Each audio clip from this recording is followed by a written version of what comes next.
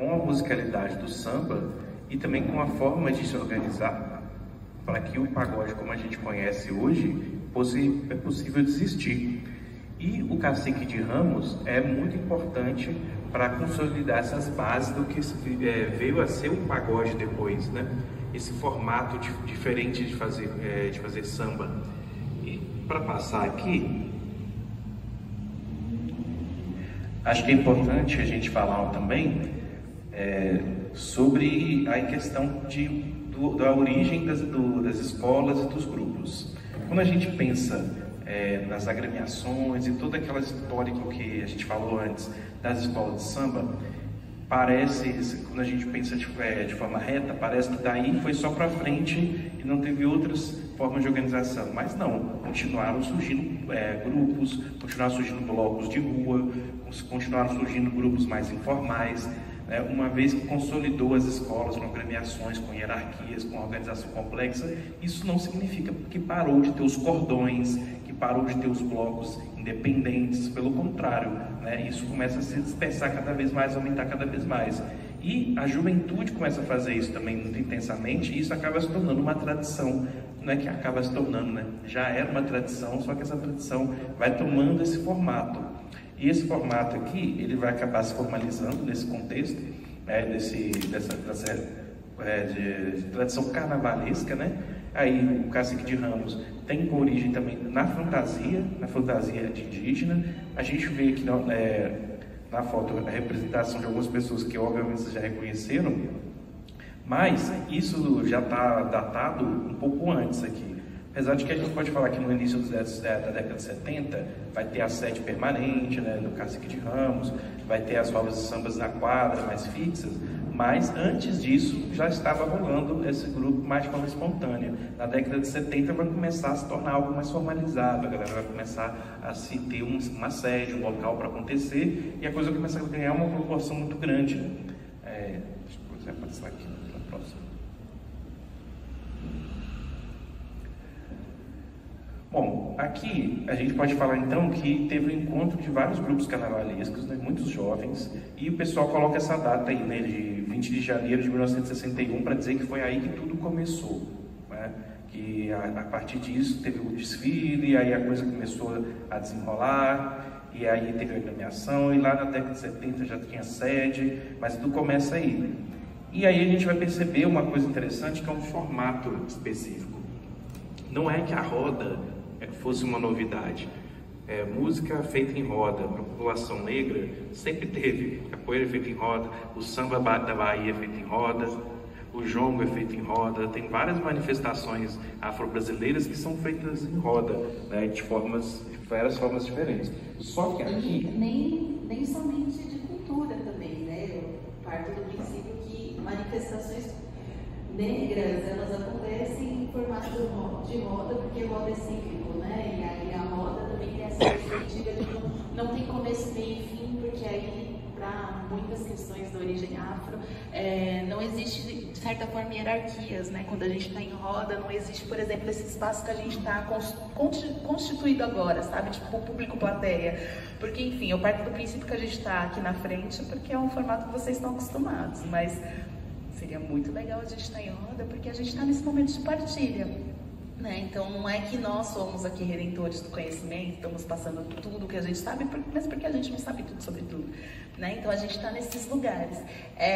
Então, para muitas manifestações afro, a roda é esse lugar de não ter hierarquização. Não é à toa que, enfim, a gente está falando de música aqui, os movimentos musicais, as rodas de samba que já aconteciam há muito tempo atrás, as rodas de pagode que a gente conhece hoje, mas também ouso dizer, por exemplo, as manifestações religiosas, por exemplo, se a gente vai numa casa de candomblé, o candomblé só acontece em roda, As pessoas dançam em roda, Se comunicam, cantam em roda, louvam em roda. Então, é isso, Não é um inventar a roda neste momento, mas é algo de uma tradição que já acontece desde sempre, Desde que a gente tem históricos. Com certeza. E aí, o que vai trazendo de novidade aí são alguns elementos que ainda não eram feitos, organizados do jeito que começou a ser organizado então. Hoje em dia, quando a gente pensa em roda de samba, já tem um monte de instrumentação que vem na nossa cabeça, já tem um monte de forma de organizar que já vem na nossa cabeça. Algumas dessas formas são muito antigas, desde lá no começo do samba, mas tem algumas coisas que são mais recentes, bem mais recentes, e elas começam aí. Muitas dessas coisas. A gente vai ver exatamente quais são essas coisas. Mas é importante dizer aí que nesse período, já nas primeiras organizações carnavalescas, primeiras saídas de bloco que eles fizeram, lá em 63 já começou a ter uma galera acompanhando. Então a coisa começou a crescer e foi se tornando cada vez um fenômeno de multidões ali na região de Ramos, no Rio de Janeiro. Aí, no próximo, a gente vai poder falar um pouquinho mais específico, que vai acontecer a união de vários grupos, de várias agremiações, escolas tradicionais também começam a participar, compositores de vários lugares começam a participar. Então começa a se tornar um centro polarizador, um centro polarizador também de compositores novos, de revelação de novos talentos, toda uma geração revelada nesse contexto aí, e começa a ter uma visibilidade. Artistas que já estão inseridos dentro da indústria fonográfica começam também a olhar, a colocar os olhos nesse grupo, nesse acontecimento, como por exemplo a Beth Carvalho.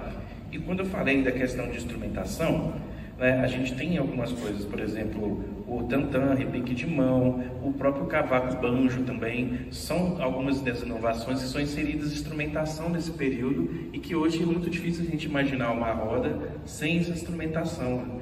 Mas nem sempre foi assim. Então algumas coisas, e a forma de tocar também vai se transformando com o tempo, vão sendo inseridas outras coisas, e não sei se vocês, quem for instrumentista harmônico, já deve ter parado para pensar na influência da bossa nova no pagode, né? Que as harmonias da bossa nova, que todo mundo falava tanto das harmonias da bossa nova, harmonias muito sofisticadas, muito elaboradas e tal, isso foi muito incorporado para essa samba nessa época também, e fez uma coisa muito interessante que é uma grande riqueza. Então é uma das partes que os críticos do pagode não conseguem, não tem que dar o braço a torcer, né? Mesmo aqueles que não gostam, que essa riqueza harmônica, essa sofisticação na música apareceu e continuou e foi se desenvolvendo nesse período. Então acho que tem uma influência e uma modernização, né? A gente pode, talvez essa seja uma palavra boa para falar desse momento. Começa a ter uma modernização do samba aos poucos, não é uma virada de uma vez assim, né? Mas é um processo que está começando por aí. Acho que só para dar um contexto também, o primeiro álbum que a Beth Carvalho grava, já no contexto que ajuda a jogar essa galera no holofote, tem uma grande transformação, porque dá uma visibilidade nacional para esse grupo, revela alguns compositores, inclusive Jorge Aragão, por exemplo, e a coisa começa a ir para outro caminho. E aí esse estilo de fazer samba começa também a contaminar, digamos assim, contaminar não no sentido pejorativo, né, mas no sentido bom. Começa a contaminar o país inteiro. Uma coisa que era específica daquele local começa a se tornar uma coisa nacional. Até a coisa da instrumentação diferente, a coisa de fazer umas harmonias mais elaboradas, tudo isso começa a sair, a chegar em outros lugares do Brasil. Então isso vai ser essa contaminação positiva. Bom, aí a gente vai falar também do samba. Qual que é a importância disso? Eu vim falando aqui, né, 20 de janeiro de 61, é a data que o pessoal coloca como marco fundador aí do Cacique de Ramos. Aí tem a primeira gravação do álbum com a Beth Carvalho, se não me engano, acho que é 72, que ela grava um álbum que vai revelar ali, vai ajudar a projetar essa geração para o Brasil inteiro. Aí já é outro marco. E aí, né, a coisa está bombando, está crescendo, o samba está ganhando uma nova cara. A gente começa a ver as gravações do samba diferente também, uma gravação com uma cara mais forte de uma representação intensa de percussão, mas também uma representação forte de harmonia. Então você vê um equilíbrio, instrumentos modernos, contrabaixo elétrico, né, tocando junto à bateria. com a musicalidade do samba e também com a forma de se organizar para que o pagode, como a gente conhece hoje, é possível de existir.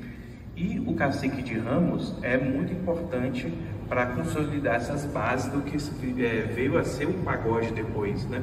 Esse formato de